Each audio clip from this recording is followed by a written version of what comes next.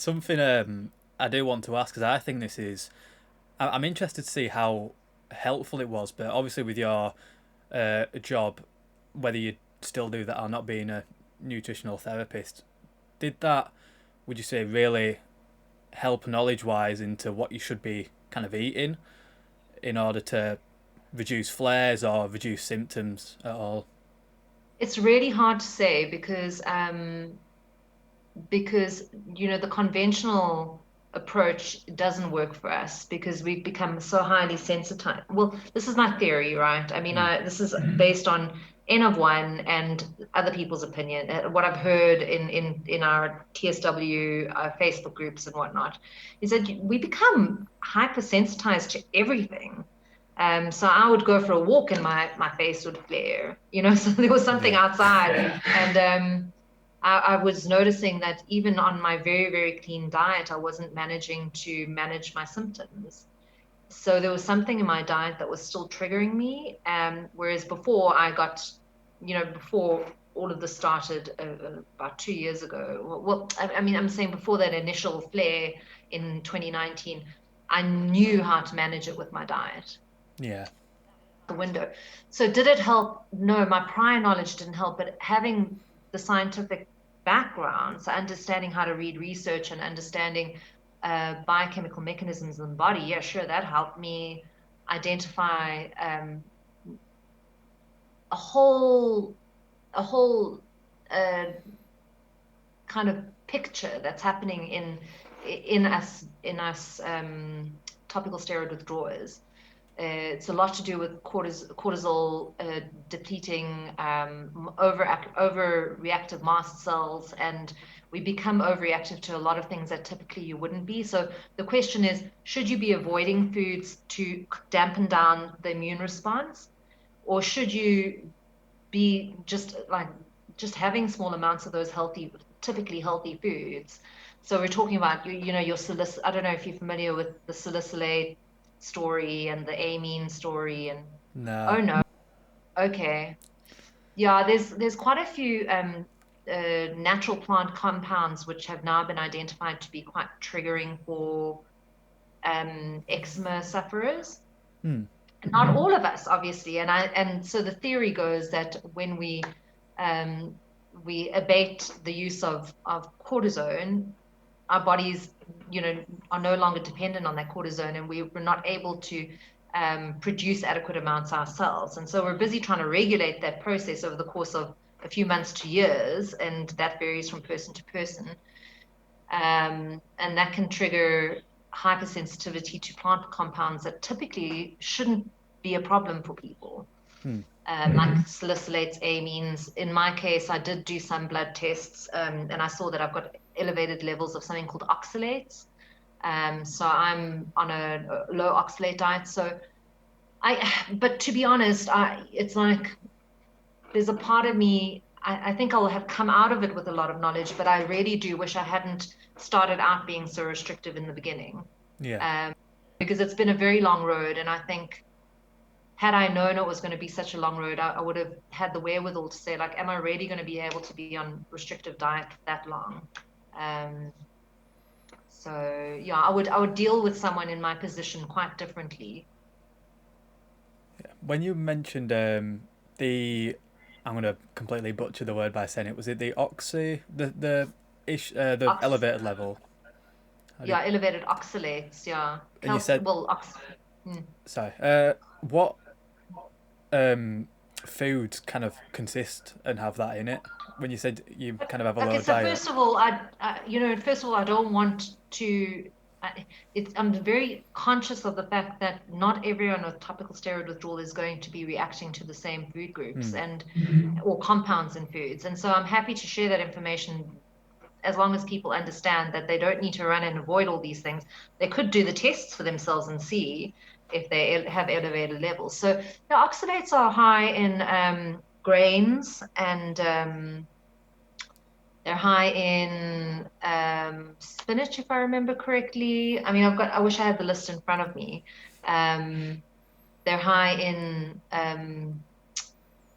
Oh gosh, there's specific foods that are particularly high in them. A lot of tubers like potatoes are higher oxalates, and so there's a lot of contradiction in these kind of dietary approaches that a lot of topical steroid withdrawers will be familiar with. Like they will be familiar with the Carr and Fisher's um, low salicylate, low amine diet, and that would, that the foods that it limits there, I mean, the foods that it allows there I can't eat a lot of those foods because I'm on a low oxalate diet. Um, so things even like celery, but in retrospect, I think a nice approach that I would have tried earlier on, it would have been the autoimmune paleo, the paleo autoimmune protocol, with a few edits here and there, just to reduce the salicylates and the amines. Yeah. Yeah. And a lot of your listeners will know what I'm talking about, because I think a lot of people who suspect diet will be reading around the subject, and they will have come across Karen Fisher's diet. They will have come across I forget her name, but she's does a lot of work around. She's now dead, but mast cell activation syndrome, so elevated mast cells and histamine responses, so that itchy, what causes us to itch, basically. Um, and they will, I mean, a lot of people know about the autoimmune paleo protocol because I've been reading around, on our Facebook groups and stuff, and people seem to think that that's quite helpful. Another diet that people think is helpful is the carnivore diet, which is so hard to do, Yeah. and not much research behind it currently. So I don't even know if there's any human research around it at the moment. Yeah, it's So it's kind of such a just minefield. It's such a minefield, yeah. it's just based around, is it Jordan Peterson who Yeah, yeah. yeah. I mean, and another guy as well. And there's a few proponents of it, and I have to admit that I have tried it, and it's very helpful for me. But I don't know long term whether it's wise to be cutting out so many foods, and then when you reintroduce them, people seem to be happening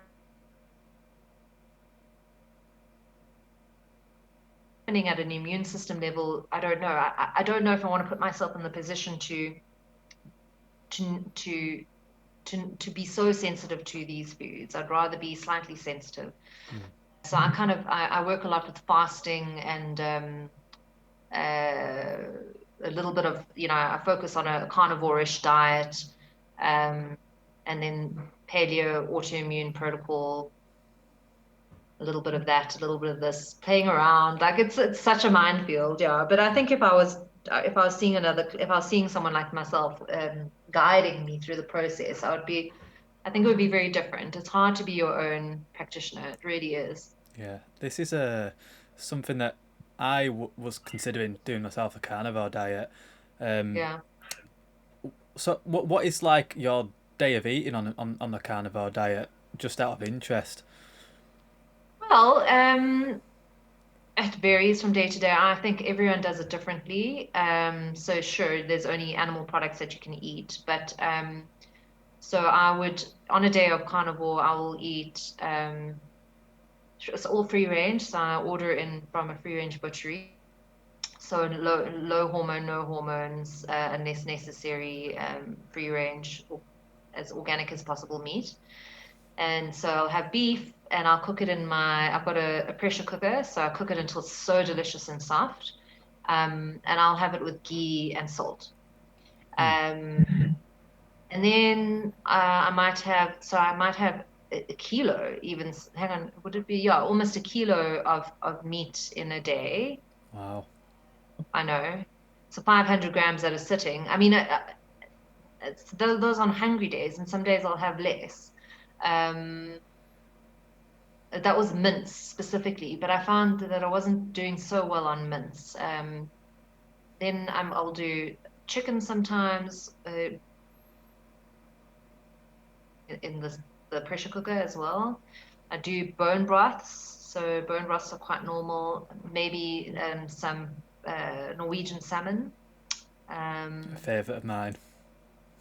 yeah, I'm not a fan, hey, Oh, you're not? yeah, I mean, we know that your omega-3 fatty acids are going to be helpful, and so yeah, it makes sense to include that in. What else? Chicken, beef, fish. I can't eat eggs because I'm personally allergic to eggs. Ghee, salt, Mm. yeah, those, and bone broth. So those aren't, and if I stick it out for a week, my skin gets a lot better. But that's not the only thing that's helped me in the past. So there've been other dietary approaches which have also been helpful. Mm. Yeah. This something I'd quite like to get your opinion on, because a lot of people, at some point will try and work with a gut health specialist or something. I personally have. Long story short, it didn't really work for me. But one Yeah. of the dietary approaches she uh, gives out to all of her clients is Yeah. more or less a vegan plant based diet, and with I think she said 10%, meat or fish, that being something like salmon or Okay. chicken. And again, for me personally, it didn't work at all. It made it 10 times worse. But what would you, for people that do take that approach, is this something you agree with, or is there any kind of What you're describing, the vegan and vegan slash with 10% animal mm, protein. Um, I think people have to try. They have to try different approaches to see what works for them. Let's start there. Because I was on a vegan diet for 3 months of this process. Um, it wasn't helpful for me. I found when I included higher volumes of animal protein, um, my skin became a lot stronger. Um, it wasn't so fragile and breaking so much. So that was for me personally, and it makes sense to have fairly high amounts of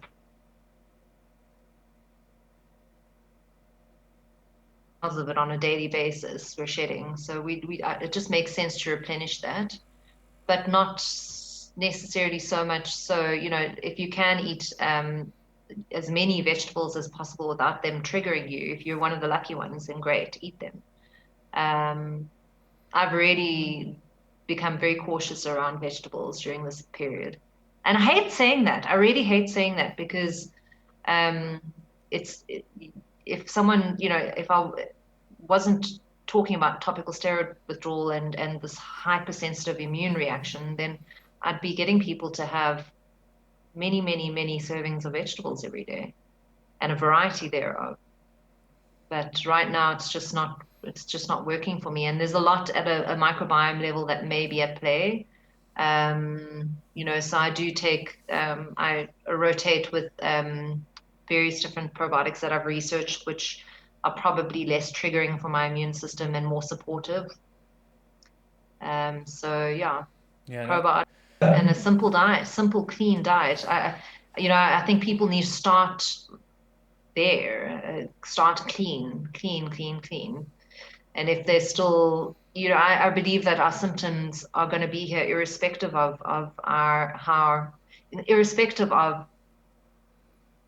strict diets put into place. But although I do think that there are a few people who have, as you've heard, gone onto the carnivore diet and their symptoms have become so significantly relieved that they're much more functional. I don't know if it's completely cleared it up for them, but it almost seems to be the case. So if someone's willing to do that and they're not going to develop an eating disorder, which in a way I have, because when you go on to, what I found is when I eat so strict for a week, all I want to do is eat everything in the shops the next week. So it's not sustainable for me, and there will be people